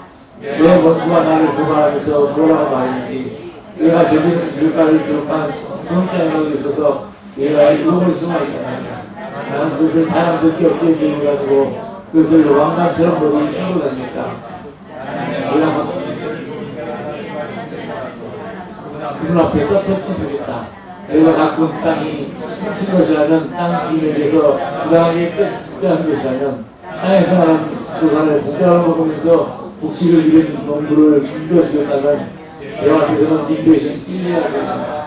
돌 대신 답서가 돌아가야도 나는 기꺼이 받겠다. 이것으로 욥의 말이 모두 끝났다. 이제 욥이 하는 얘기는 여기서 끝나고 이제 그다음에 1, 2회 이야기 하나님의 말씀으로 이어지게 되는데요. 자, 욥이라고 하는 사람이 온전한 사람이었다. 정직한 사람이었다. 여호와를 경외하고 악에서 떠난 사람이었다.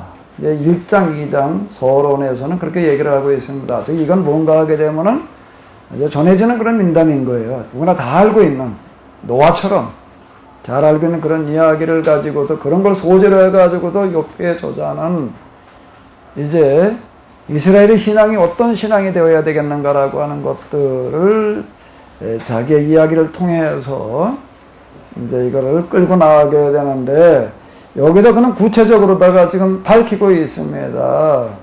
온전하다는 것이, 정직하다는 것이, 여호와를 경외한다는 것이, 또 그 다음에 뭐요? 악에서 떠난다는 것이 뭘 어떻게 하는 것이냐라고 하는 것을 여기서 이제 쭉 욥의 독백의 형식으로다가 지금 말을 하고 있는데, 자, 지금 우리가 읽은 이 구절 가운데에서 29장 31절 31장 가운데에서 욥이 얘기하고 있는, 자, 금방 이제 욥이 얘기하는 걸 통해서 이제 욥기의 저자가 말하고 싶은 게 있습니다. 뭘 말하고 싶은 거죠?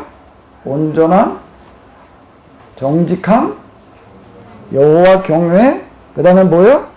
악에서 떠남이라는 게 뭐냐는 거예요. 뭐지요? 한 구절로 찾아봐봐요. 여기 29장과 31장을 읽었는데요.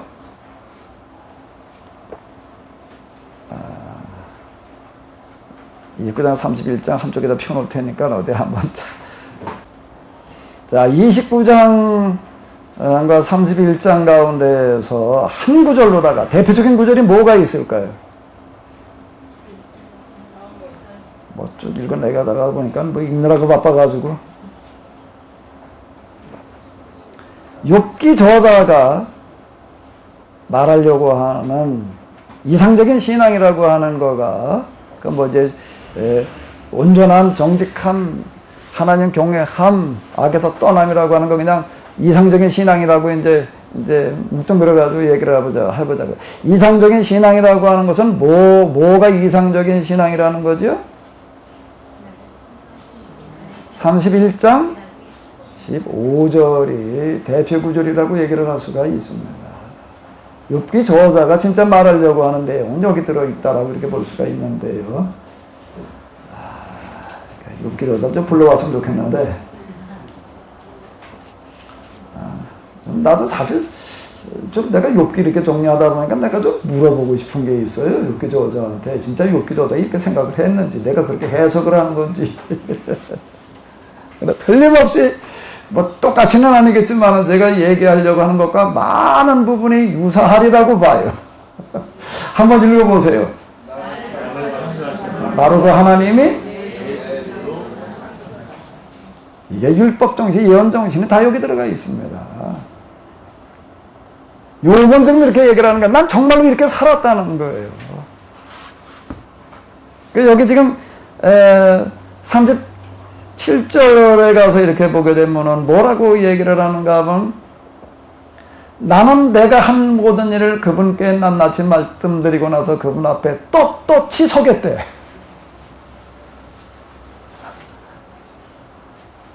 자, 이렇게 얘기를 하고 있습니다. 과연 이렇게 얘기할 수 있는 사람이 있을까요?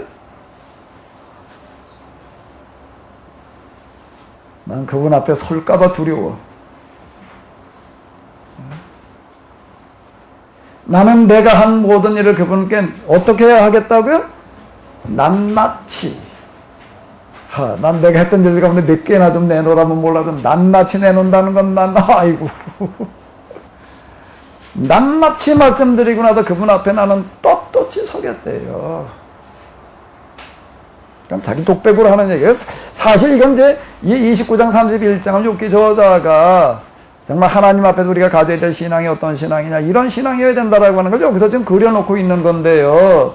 자, 그걸 다 요약해서 한 구절로 얘기를 한다면은 어떻게 했다고요? 나를 창조하신 바로 그 하나님 누구도 창조하셨다고요? 내 종들도 창조하셨기 때문에 나는 절대 내 종들을 종 취급하지 않았다는 겁니다. 가난한 사람들이 도와달라고 할 때에 나는 거절한 일이 없다. 앞길이 막막한 과부를 못 본 채 한 일도 없다. 나는 배부르게 먹으면서 고아를 굶긴 일도 없다. 일찍 일어나서 나는 고아를 내 아이처럼 길렀으며 철이 나서는 줄곧 과부들을 돌보았다. 너무나도 가난하여 옷도 걸치지 못하고 죽어가는 사람이나 덮고 잘 곳이 없는 사람, 가난한 사람을 볼 때마다 내가 기른 양털을 깎아서 그곳으로 옷을 만들어 그들에게 입혔다. 사실은 허리를 따뜻하게 해줬더니 그들을 아주 진심으로 축복하곤 하였다. 내가 재판에서 이길 것이라고 생각하고 고아를 속이게 하였더라면 내 팔이 부러져도 나는 할 말이 없다. 자, 이렇게 얘기를 하고 있습니다. 나는 하나님이 내린 심판이 얼마나 무서운지를 잘 알고 있었으므로 나는 차마 그런 파렴치한 짓을 할 수 없었다. 뭐 그러면서 이제 쭉 얘기를 하고 있는데요. 25절. 나는 내가 재산이 많다고 해 자랑하지도 않고 벌어들인 것이 많다고 해 기뻐하지도 않았다. 자, 자랑하지 않는다는 건 그렇다 치더라도요. 자랑한다라고 하는 건 그렇다 치더라도 어떻다고요? 자, 한번 읽어봐봐요. 벌어들인 것이 많다고 하여 어떻게 하지도 않았다? 왜? 왜 기뻐하지 않아요? 왜 기뻐하지 않아? 세상에 굶주리고 가난한 사람이 있는 한 내가 가지고 있는 걸 기뻐할 대상이 아니라는 거예요.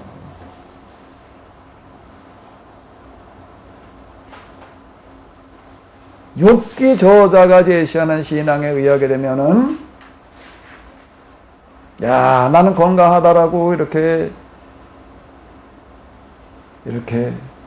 기뻐할 일이 아니에요. 왜요? 왜요? 이 세상에 병들어 고통당하는 사람이 많기 때문에. 욥기 저자가 제시하는 신앙은 지금 이런 신앙입니다. 뭐가 온전한 거죠? 뭐가 정직한 거죠? 뭐가 하나님을 경외하는 거죠? 뭐가 악에서 떠나는 거죠? 이 얘기 속에서는 나 혼자 뭘 많이 벌어들이겠다고 그러고 안달하지도 않았다는 얘기가 되는 거고요. 벌었다고 해도 그거 가지고 나는 기뻐하지 않았다. 기뻐하지 않았을 뿐만 아니라 그것이 뭐라는 거예요? 나에게 막중한 책임다라고. 자, 이런 이방 신상이고 헛된 신앙 가지지 않았다는 거, 뭐 이런 거 더 얘기할 것도 없는 거고, 이건 더 얘기할 것도 없고요. 내 원수가 고통받는 것을 보고 나는 기뻐한 적이 없다. 원수가 재난을 당할 때에도 나는 기뻐하지 않았다. 참 어려운 얘기예요. 어휴, 그 뭐냐, 그 꼴에도, 어휴, 뭐 싸긴.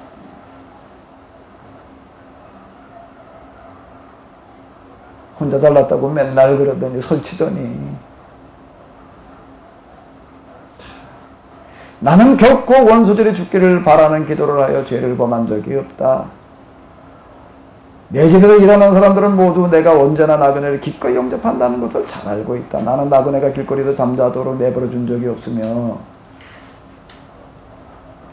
길선에게 내 집문을 기꺼이 열어주지 않은 적도 없다. 다른 사람들이 자기들을 감추려고 하지만 그러나 나는 어떻게 했다고요? 내용을 감춰두지 않았다는 거예요. 사람들이 무슨 말을 헐뜯든지 나는 그것을 전혀 두려워하지 않았다. 이거요. 이거 참 어려운 얘기입니다. 사람들한테 괜히 원수질 일 있나? 왜요? 괜히 남 잘못하는 거 나서가지고서 교통정리하려고 하다 한쪽에서는 그건 이가는 일이 꼭 원수지는 일이 꼭 생겨요. 정의를 실현하려고 한다라고 하는 것은 악이 지배하는 세상 속에서 정의가 지배하는 세상이 아닌 악이 지배하는 세상 속에서 정의를 실현한다라고 하는 것은 불의를 행하려고 하는 사람들과는 원수져야 되는 거예요. 그 사람들은 꼭 대부분 다 힘 가진 사람들입니다. 그 사람은 어떻게든 꼭 해코지 하려고 그러는 사람들이에요. 근데 그걸 두려워하지 않았다는 거예요. 남에게 비웃음을 받을까 하여 입을 다물거나 집안에서만 머무르거나 하지 않았다. 아담이 하였듯이 이제 이렇게 번역할 수 있다라고 이제 이렇게 사람들이라고 사람들이야. 사람이 아담이랑 같은 얘기이기 때문에 내가 네 변명을 들을 사람이 없을까? 맹세권하는 사실대로만 말하였다. 이제는 전지하신 하나님께서 하시는 말씀을 나는 듣고 싶다. 자, 이러고 나가요. 자, 내 원수가 나를 고발하면서 뭐라고 말하였지? 내가 저지른 죄과를 기록한 소송장이라도 있어서 내가 읽어볼 수만 있다면 나는 그것을 자랑스럽게 어깨에 메고 다니고 그것을 왕관처럼 머리에 얹고 다니겠다. 나는 내가 한 모든 일을 그분께 낱낱이 말씀드리고 나서 그분 앞에 떳떳이 서겠다. 자, 이렇게 얘기를 하고 있습니다. 욥기 저자가 제시하고 있는 여호와를 믿는 사람이 가져야 될 신앙의 사표예요. 29장 한 구절만 볼까? 여기 보게 되면 나는 늘 정의를 실천하고 매사를 공평하게 처리하였다. 나는 아못 보는 이에게는 눈이 되어주고 발을 저는 이에게는 발이 되어주었다. 궁핍한 사람들에게는 아버지가 되어주고 알지 못하는 사람들의 하소의 염도 살펴보고서 처리해 주었다. 그 다음에 뭐예요? 자, 여기 한번 읽어보실까요? 사는 자들의 답변을 쓰러뜨리고 그에게 희생당한 사람들을 빼내어 줬다. 이 29장 17절과요 31장 15절이라고 하는 거가 욥기에서 얘기하려고 하는 가장 중요한 구절이라고 볼 수가 있습니다.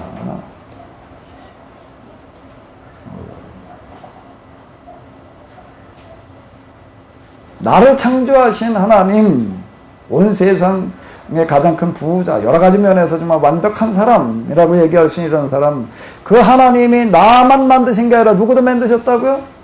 내 종들도 창조하셨다. 그러면 어느 누구도 나는 종치고 적이 없다라고 자 이렇게 이야기를 하고 있습니다. 그러면 또 하나 뭐라고 29장 17절에서는요. 다시 한번 읽어봐봐요. 누가 턱뼈를 부러뜨려? 오늘 우리는 이렇게 이야기를 합니다. 하나님이 살아계시다면 어째 이런 일을 그냥 묻고 할 수가 있느냐. 우리들 스스로 그런 생각 들 때 많지요. 의인의 고난이라고 하는 것도 의인이 왜 고난을 당해야 되느냐라고 하는 이야기들 속에도 사실 그런 게 들어있습니다. 악한 자가 왜 저렇게 흥해야 되느냐. 악한 자는 저렇게 흥하고 의롭게 살려고 한다는 왜 이렇게 고난을 당해야 되느냐라고 우리는 이제 많이 생각을 하게 되는데 그런데 욥기에서는 뭐라고 얘기를 하고 있는가 하면 욥기 저자가 제시하는 신앙은 이 세상에서 행해지고 있는 가진 자들의 힘 있는 자들의 악이라고 하는 거는요, 불이라고 하는 건 누가 해결해야 될 문제죠? 누가 해결해야 될 문제예요? 하나님께 떠넘기지 말라는 겁니다.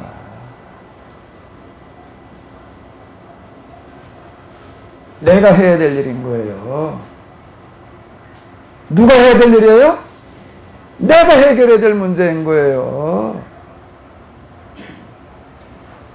악을 행하는 사람과 똑같은 비중으로 내가 처벌받을 사람이 있습니다. 나는 그런 거 행하지 않았는데 그거 가지고서는 하나님 앞에 섰을 때 절대 면책 조건이 되지 않는다는 거예요. 악을 행하지 않았다는 생각 가지고서는 절대 면책 조건이 되지 않는 거예요. 다른 종교의 신앙이라고 한다면 몰라도 여호와의 종교의 신앙에서는 나는 그런 악을 행한 적이 없다는 것 가지고서는 절대 면책 조건이 되지 않습니다. 무엇 때문에요?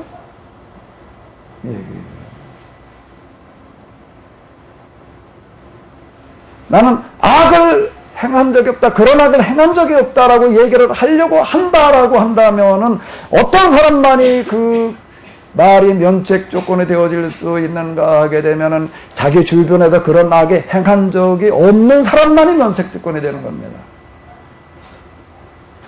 그런 악에 행해지는 현장에 보고 그 현장에 내가 살아가고 있는 현장 세상 속에서 그런 악에 행해지고 있었다라고 한다라고 하게 되면 나는 뭐가 되는가 하면 방관자가 되는 거예요.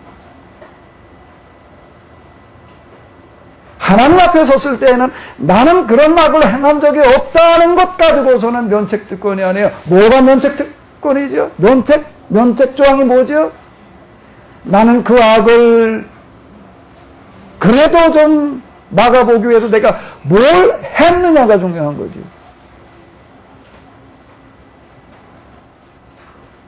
사실 우리는 세상의 악을 막아보기 위해서 뭘 하고 있지? 정말 밤새워 기도라도 해봤나? 나가도 뭘 당장 우리 내가 뭘 할 수 있다고. 할 수 있는 거는 해야지. 할 수 있는 거는 해야지.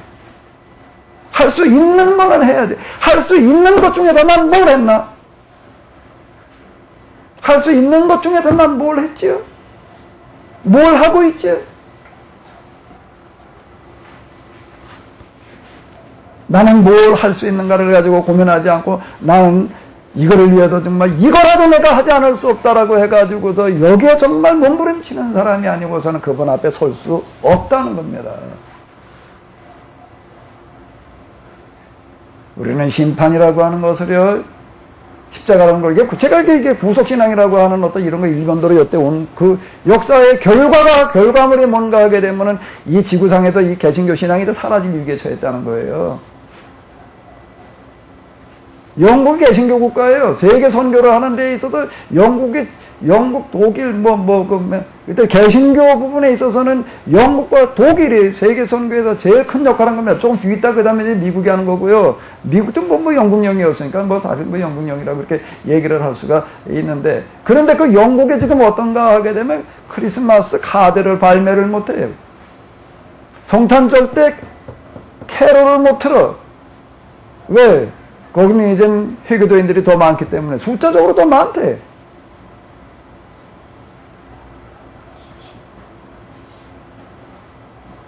우리는 용서라고 하는 것을, 심판이라고 하는 것을 너무 안일하게 생각을 했어요.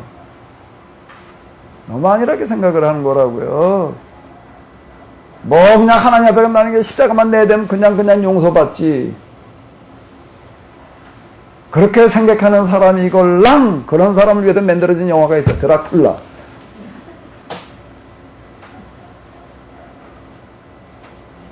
거기에 나오는 어떤 신부는 귀신이나 그냥 활개를 치고 그러고 하니까 뭐 가지고 대적해보겠다고? 막대기두개가 십자가를 가지고서 십자가를 내대면 뭐라 하겠다. 그러다 그 십자가에 설탕도 십자가가 떨어 십자가에 맞아 죽어. 그 시대를 풍자하는 얘기들이에요. 구속신앙이라고 하는 무슨 만병통치모양으로 그러고 있는 어떤 십자가만 가지면 그냥 다 된다라고 생각하고 있는 그런 아이란 신앙을 경고하는 어떤 이런 온 세상은 드라큘라 같은 귀신이 지금 활개를 치고 있는데, 십자가의 구속, 십자가의 사랑, 십자가의 용서만 가지고서 뭘 어떻게 해보겠다고.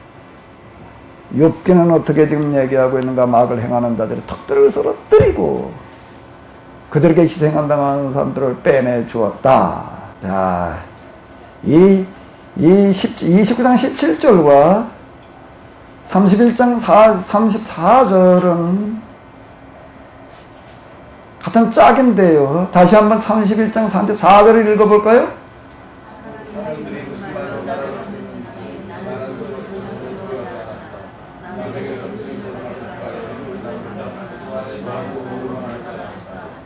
왜 이런 것들을 가진 세상에 힘 있는 사람들 가진 자들이 죽이려고 달라들고 그런 위협을 나는 두려워하지 않았을까? 왜 두려워하지 않았을까요? 왜 두려워하지 않았을까? 의로운 사람이니까 온전한 사람이니까 참나네. 사람은요 뭐대로 움직이는가 하면 이해타산으로 움직이는 겁니다. 이해타산으로 움직이는 거예요. 왜 이런 걸 두려워하지 않을까? 골조 가진 놈이 죽이려고 달라드는 걸 두려워하는 사람이 어디 있어요? 당장 자객을 보내고 뭐 갖다 별의별 공작 다 하려고 달라들 텐데 그게 왜 두렵지 않아요? 당연히 두렵지, 겁나지. 근데 왜 두려워하지 않았을까요? 사람은 이해타산에 따라 움직이는 겁니다. 더 큰 심판이 있기 때문에 그러는 거예요. 무슨 심판이요? 지금 여기서 내가 이들 못 본 죄고 그냥 지나쳐버린다라고 한다라고 하게 되면 하나님 앞에 가도 받아야 될 심판은 이 정도가 아니라는 거예요. 그러니까 뭘 택해야 돼? 큰 심판을 택해야 돼? 작은 심판을 택해야 돼? 큰 손해를 택해야 돼? 작은 손해를 택해야 돼? 에? 뭘 택해야 돼요? 눈앞에 보이는 손해만 손해가 아닌 거예요. 조금 이따 더 큰 손해가 오게 생긴 거예요. 망하게 생긴 거예요. 살아남기 이렇게 생긴 거예요. 결국 사람이 이해타산에 따라서 움직이는 거예요. 결국이라고 이 영성이라고 하는 것은 결국 뭐의 산물인가 하면 이 사람이 타고난 무슨 인격, 인품, 무슨 교양 뭐 어쩌고 저쩌고 아무것도 아니에요. 그까지가 힘 없습니다. 그런 건 이해타산 앞에 아무것도 아니에요. 뭔가 하게 되면 결국 가서는 뭐죠? 하나님 체험인 거예요. 하나님 체험이라는 건 뭐예요?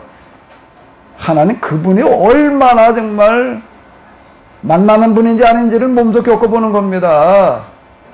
그분은 그렇게 그냥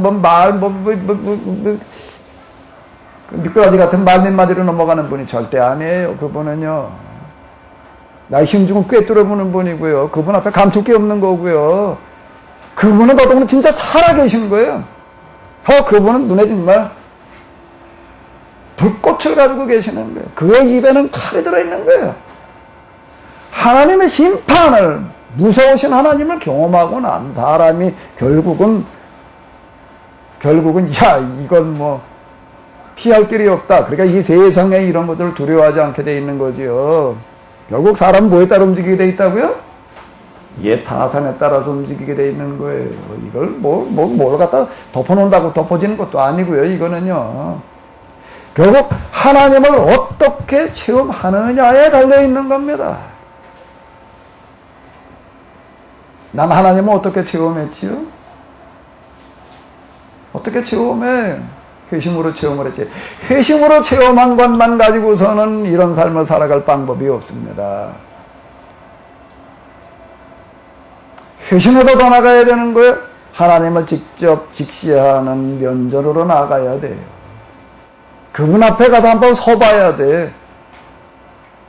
그랬을 때 내 모습이, 내 무게가 지금 얼마나 나가는지, 저 선풍기 틀어놓고 그 앞에다 갖다가 가랑잎을 갖다가 어디 놔보십시오. 다 날아갑니다.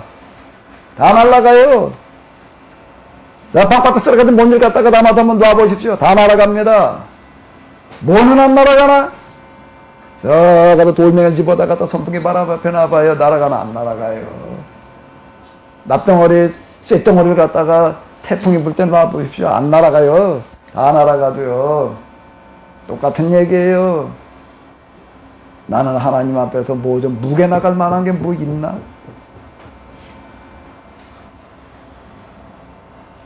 하나님 앞에 심판대 앞에 선다고 서긴 뭘 서? 쓸 것도 없어요. 태풍 앞에 서겠다고? 뭐가? 먼데기가? 먼데기가 바람 앞에 서보겠다고요? 서긴 뭘 서? 서기도 전에 바람 오는 순간에 날아가 버리고 마는 거지요. 하나님 앞에 한번 서보십시오. 내가 과연 쓸 수 있는 무슨 건데기가 있나? 뭘 가지고 쓰겠다고? 이거 가지고? 이거 가지고 쓰겠다고? 그렇게 생각되걸랑 드라큘라를 가서 봐봐요. 연필 2개 갖다가 만들어놓은 십자가 가지고 쓰는 게 아니라 이 십자가가 말하려고 하는 의미와 정신을 가지고 쓰는 거죠. 의미와 정신이 내 삶 속에서 실현되어진 것만큼 내가 그분 앞에 설 수 있는 겁니다. 그게 무결나가는 거예요. 결국 사람은 이해 타산에 따라서 움직일 수밖에 없는 거예요. 더 큰 심판을, 더 큰 책망을 보니까 그 다음에 이 세상에 이건 좀 가진 사람들 어쩌고 저쩌고 그런 건 부러울 것도 아니고 두려울 것도 아니고 겁낼 것도 아니고 진짜 무서워할 뿐이 있는 거예요. 진짜 두려워야 될 뿐이 있는 거예요. 진짜 우리를 지켜보고 계시는 분이 있는 거예요. 그러게 될 때 비로소 그는 온전하고 그는 뭐 하고요? 정직하고 하나님을 경외하고 그러면 뭐 하고요? 악에서 떠날 수 있는 거죠. 하나님을 체험한 만큼. 우리는 회심이라고 하는 그림자만 맛봤어요. 그림자만 맛보는 거예요. 그림자 밟기만 하고 있던 거예요. 그림자 밟기였어요. 그림자 밟기. 거기에서 이제 실체로 나아가야 될 줄로 믿습니다. 좀 쉬었다가요. 40분에 시작하도록 하겠습니다.